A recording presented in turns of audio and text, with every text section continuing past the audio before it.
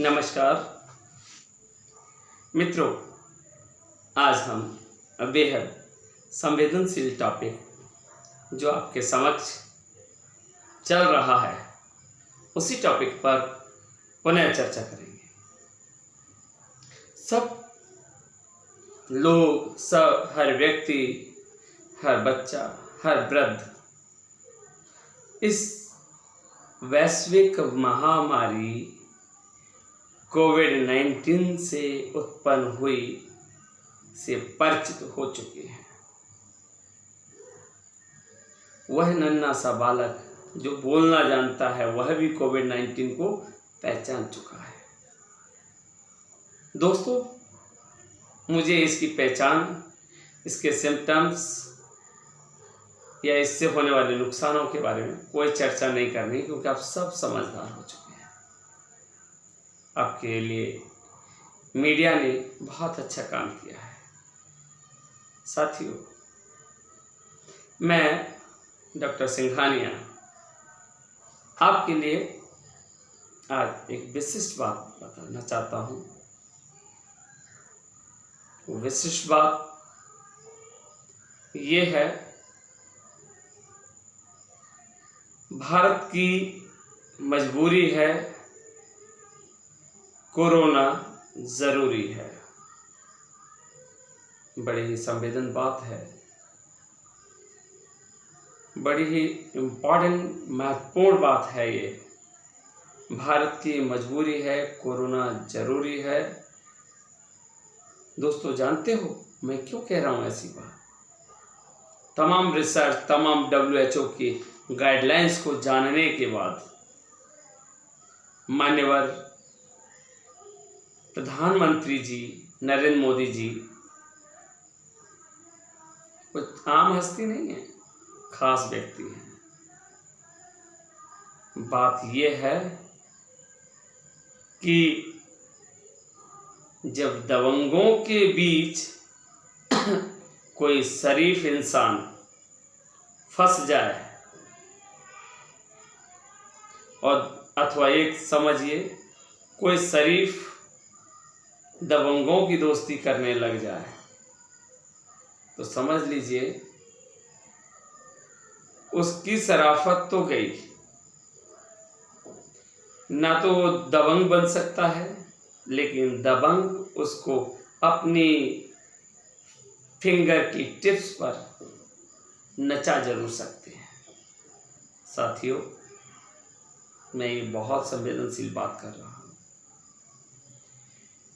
आप सभी से मेरा ये अनुरोध है, खासकर उन गरीबों से, उन मजलूमों से, उन मजदूरों से, उन मजबूरों से जिन्होंने एक बहुत बड़ी त्रासदी आज इंडिया में झेली है। पैदल चलकर, क्वारंटाइन होकर, आइसोलेट होकर, भूखे रहकर, पानी के लिए, एक बूंद पानी के लिए तरस कर, ट्रेनों में अपनी जान गंवाकर, रोडों पर अपनी जान गंवाकर जो त्रासदी इस कोरोना की वजह से झेली है, जानते हैं एक्चुअल में कोरोना ये इंटरनेशनल जो मेजर कंट्रीज हैं, प्रमुख देश हैं, उन सभी का षड्यंत्र है। अमेरिका उसमें इन्वॉल्व है, चाइना इन्वॉल्व है, और भी देश इन्वॉल्व हैं, क्योंकि इनके जो कॉरपोरेट इंडस्ट्रीज हैं प्राइवेट सेक्टर की, ये कॉरपोरेट इंडस्ट्रीज इनका लाखों करोड़ों का बिजनेस चलता है, और लाखों करोड़ों का बिजनेस चलाने वाले इन सरकारों को भी अनुदानित करते रहते हैं। अतः ये समय समय पर इस तरह की बीमारियां, इस तरह के प्रोग्राम्स, इस तरह के षड्यंत्र लाते रहते हैं, जिससे कि ये एक मोटा मुनाफा कमा सकें। साथियों, ध्यान रखना, कोरोना के अभी 2 से 3 साल में कोई वैक्सीन नहीं आने वाली, वो आएगी तो वो ज़्यादातर लोगों के लगाई जाएगी। उससे सबसे पहले तो दुनिया के छोटे देश हैं जिनमें कोरोना का संक्रमण रहा है, जिन्होंने कोरोना को झेला है, ऐसे देशों में आप निश्चित मानिए इस महामारी को दूर करने के लिए ट्रायल वैक्सीन्स का इस्तेमाल किया जाना है। और जब ट्रायल वैक्सीन्स सक्सेस हो जाएंगी तो उसका उपयोग वैश्विक स्तर पर किया जाना है, जिससे कि लोग मोटा पैसा अपना गंवा सकें।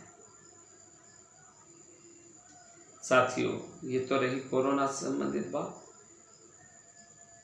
क्योंकि जानते हैं कि कोरोना तो समय समय पर आता रहता है। पिछले रिकॉर्ड्स उठा के देख सकते हैं, तमाम आर्टिकल्स उठा के देख सकते हैं, गाइडलाइंस देख सकते हैं। लेकिन मुझे बड़ी खुशी है कि हमारे माननीय प्रधानमंत्री जी आज इस बात को एक्सेप्ट कर रहे हैं कि उनको WHO की कोई गाइडलाइंस स्वीकार नहीं करनी है, फॉलो नहीं करनी है। अपने देश को अपने आत्मनिर्भरता से स्टैंड करना है, बचाना है, क्योंकि कोरोना की कोई विशेष दवाई नहीं है।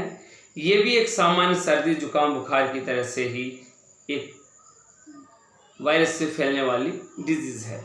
इससे अब तक जो रिकॉर्ड देखा है वो केवल 3 से 5% लोग इस पर्टिकुलर कोरोना कोविड-19 की वजह से उनकी जान गई है। बाकी